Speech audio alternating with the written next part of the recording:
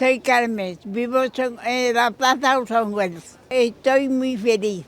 Tengo 4 hijos y muchas amistades. Y tenía una amiga que iba con ella a muchos sitios a comprar. Y mi hija se han criado por aquí. Y iba con las niñas.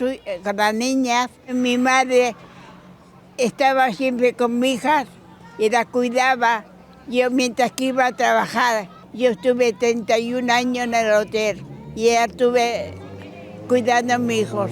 Los jueves vamos a andar, hacemos la ruta y luego los viernes vamos a la jardín.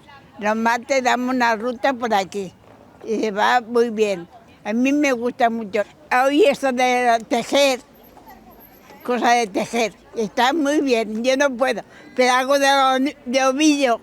Al menos arreglo un poco y no tengo, estoy con las manos y me va bien. Y hace 31 años que estoy viviendo a Songoleu.